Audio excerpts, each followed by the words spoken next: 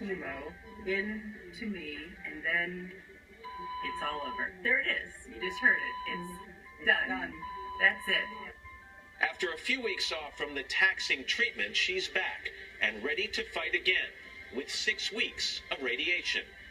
This 6 weeks of radiation is the insurance policy, just to make sure that I don't ever have to go through this again.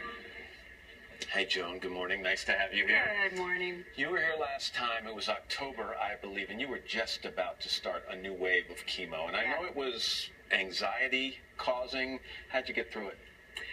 Well, I'll tell you, one of the best ways to get through it is just with your attitude, because you can get up in the morning and say, okay, this is day 4. They said I might be nauseous today. Maybe I'd have sores in the mouth. By 10 a.m., you'll have all of it. To really kind of get up, stay engaged. I almost hesitate to say, I've had wonderful family support, my husband, my older daughters. But sometimes when I say that here on your air, I get people that write me and say, just remember, some of us have no one, and it makes us sad to hear that. And when you say that to me, I cry, but it's a good reminder for me, because I've kind of been thrust out there in the front of this breast cancer to be a voice for everyone. So it's good that every woman reminds me. You're in the middle of radiation treatment now. Do you have a strategy for periods like this? Do you take it one day at a time, or do you try to pick something in the future to look forward to look past the radiation and past the chemo? This is the very, very first time that I've been close enough to the finish line to actually feel like I can see the finish line. So, for me, and everyone's different. For me, radiation is a walk in the park after chemo. I must say, you have more hair than I do. That is not fair. I don't get that very often.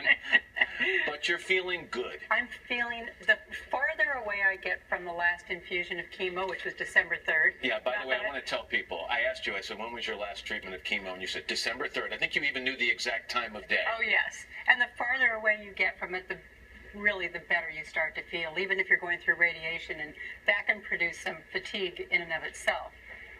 But fatigue and the no hair, but I'm starting to get eyelashes again. Like, look, you can actually see they're tiny, but they're growing back out. And you felt well enough over the holidays to travel some with your family. Yes, you said to me last time you were here, you said it's important to try, as hard as it can be, to retain some sense of normalcy, even for your family's sake.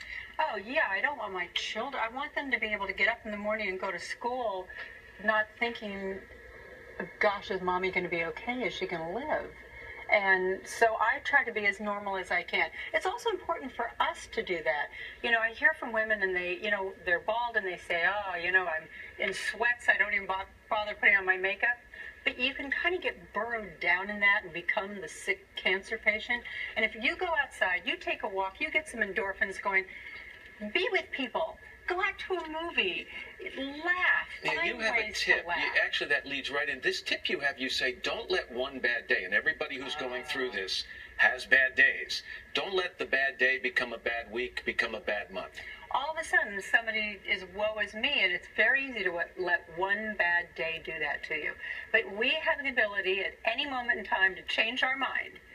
You can change your mind about how you're feeling that day, even if you feel a little crummy. I mean, that's just part. Just remember that what we're going through that has us feeling crummy one day is killing off all the cancer in our body. After radiation's over, how often will you have to be monitored? 3 months later, I go in for my very first mammogram and ultrasound, and then MRI checkup. My prognosis is good, and now I have everybody writing me saying, and by the way, all of you who are writing me, you have no idea what it's meant to me, the strength that they've given me. We love having you here. It's great being here. Keep us posted, okay? And continued feeling well. And for more on Joan's story and getting through a health crisis, you can head to our website at today.com. We're back in 15 seconds.